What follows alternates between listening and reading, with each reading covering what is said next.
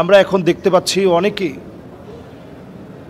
ঘোড়ার গোশত নিয়ে বিভিন্ন ব্লগ তৈরি করছে এবং জনমনে একটা প্রশ্ন তৈরি হয়েছে যে ঘোড়ার গোশত খাওয়া যাবে কি না। তো আমাদের কাছেও ফেসবুকে অনেকেই প্রশ্নটা করেছেন, আজকেও এই প্রশ্নটা এসেছে যে ঘোড়ার গোশতটা খাওয়া যাবে কি না। এ ব্যাপারে প্রথমে একটি হাদিস বলতে চাই, জাবের বিন আব্দুল্লাহ রাদিয়াল্লাহু তাআলা আনহু থেকে বর্ণিত হাদিস, নাহা রাসূলুল্লাহ সাল্লাল্লাহু আলাইহি সাল্লাম ফি ইয়াউমি খাইবার, নবীজি সাল্লাল্লাহু আলাইহি সাল্লাম খায়বারের দিন নিষেধ করেছেন আন লুহুমিল হুমুরিল আহলিয়াহ, নবীজি সাল্লাল্লাহু আলাইহি সাল্লাম ওই সমস্ত ঘোড়ার গোশত খেতে নিষেধ করেছেন যেই ঘোড়াগুলো যুদ্ধক্ষেত্রে নিয়ে যাওয়া হয়, যুদ্ধের সরঞ্জাম হিসেবে কাজে লাগবে, এই ধরনের ঘোড়া থেকে নবীজি সাল্লাল্লাহু আলাইহি সাল্লাম এগুলোকে জবাই করে খাওয়া থেকে নিষেধ করেছেন। এরপরে নবীজি সাল্লাল্লাহু আলাইহি সাল্লামের আরও একটি হাদিস, নাহারনা আলা আহদিন নবী সাল্লাল্লাহু আলাইহি সাল্লাম ফরাসান ফাআকালনাহু, নবী সাল্লাল্লাহু আলাইহি সাল্লামের জামানায় আমরা ঘোড়া জবাই করলাম অতঃপর তা খেলাম। তাহলে প্রথম হাদিসে নবীজি সাল্লাল্লাহু আলাইহি সাল্লাম খায়বার প্রান্তে নিষেধ করেছেন।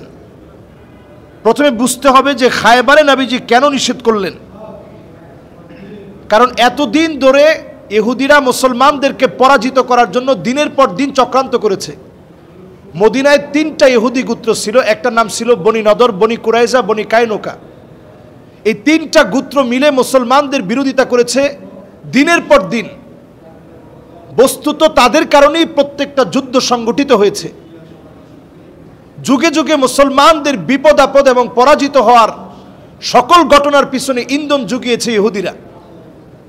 চূড়ান্তভাবে নবীজি যখন খায়বার প্রান্তে তাদের জন্য যুদ্ধ ঘোষণা করল, সেই খায়বারে যাওয়ার পর নবীজি সাল্লাল্লাহু আলাইহি সাল্লামের সাহাবায়ে কেরাম এত ক্ষুধার্ত হলো, তৃষ্ণার্ত এবং ক্ষুধার্ত অবস্থায় নবীজি সাল্লাল্লাহু আলাইহি ওয়াসাল্লাম সাহাবায়ে কেরামকে দেখলেন যে সাহাবায়ে কেরাম যুদ্ধের সরঞ্জাম হিসেবে যে উট নেওয়া হয়েছে সেগুলোকে জবাই করে খেয়ে ফেলতেছে। নবীজি তখন নিষেধ করলেন।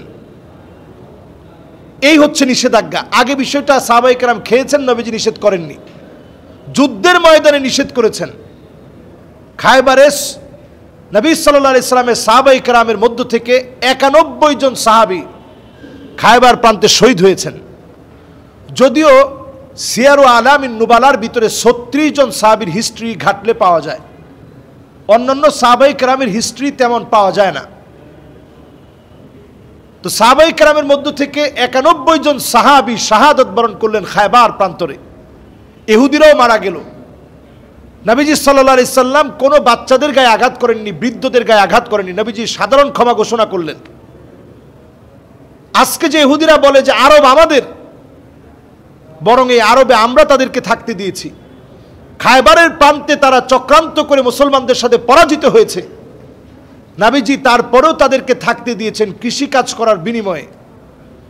পরবর্তী সময়ে ওমর রাদিয়াল্লাহু তাআলা আনহু তাদেরকে বের করে দিয়েছিলেন যে আরব ভূখণ্ডে খায়বারে থাকার কোনো অধিকার তোমাদের নাই, ওমর রাদিয়াল্লাহু তাআলা আনহুর জামানায়। তাহলে হাদিস থেকে পাওয়া যায় নবীজি সাল্লাল্লাহু আলাইহি সাল্লাম খায়বারে নিষেধ করছেন, অন্যান্য সময় সাহাবায়ে কেরাম খেয়েছেন। আরো একটি হাদিস জাবের রাদিয়াল্লাহু তাআলা আনহু থেকে বর্ণিত, তিনি বলেন, সাফারনা মা রাসূলিল্লাহি সাল্লাল্লাহু আলাইহি সাল্লাম ওয়া কুননা নাকুলু লাহমাল খাইল ওয়া নাশরাবু আলবানাহা, আমরা সফরে নবীজির সঙ্গে ছিলাম, সেখানে আমরা ঘোড়ার গোশত খেয়েছি এবং দুধ পান করেছি। তো এটা যে আমাদের দেশে হঠাৎ করে এই বিষয়টা নিয়ে আমরা অনেকে দেখার পরে চিন্তা করতেছি আদৌ এটা খাওয়া কি জায়েজ। হানাফি মাযহাবের ফতোয়া হচ্ছে এটা মাকরুহ। যেই তো নবীজি সাল্লাল্লাহু আলাইহি সাল্লাম খায়বারের প্রান্তে নিষেধ করেছেন, এজন্য হানাফি মাযহাবে ফতোয়া হচ্ছে এটা মাকরুহ। অন্যান্য মাযহাবে এটা জায়েজ। আমি উজবেকিস্তানে গিয়ে আমি নিজে খেয়েছি, ওইখানে ঘোড়ার গোশত ছাড়া খাওয়ার মতো কিছু নাই। প্রত্যেক খানার ভিতরে ওইখানে পোলাও জাতীয় একটা খানা পাওয়া যায়, এটাকে পোলব বলে। তো সব কিছুর মধ্যে তারা একটা ঘোড়া গোশত দেয়। তো আমি জেনে শুনেই এই ফতোয়াগুলো জেনে শুনেই সেখানে অন্তত খেতে তো হবে, সেখানে আমি খেয়েছি। এটা মাকরু। মাকরু মানে অপছন্দনীয়, একেবারে বিষয়টা কোনোভাবে হারাম বলার কোনো সুযোগ নেই, তিরস্কার করার কোনো সুযোগ নেই।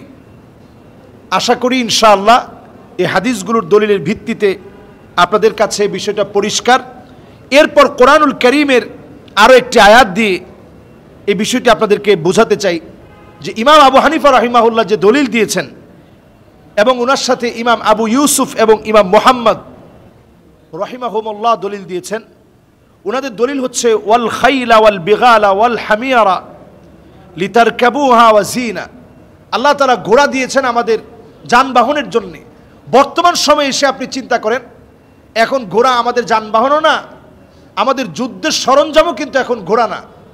কাজেই বর্তমান সময়ে এই বিষয়ে আপনি কঠোর হওয়া দরকার নেই। কেউ যদি খেতে চায় আপনি তাদেরকে সুন্দর করে যেই ফতোয়াটা রয়েছে ফতোয়ার সার্বিক বিষয়গুলো বুঝিয়ে দিবেন, সার্বিক বিষয়গুলো খুলে খুলে বলবেন।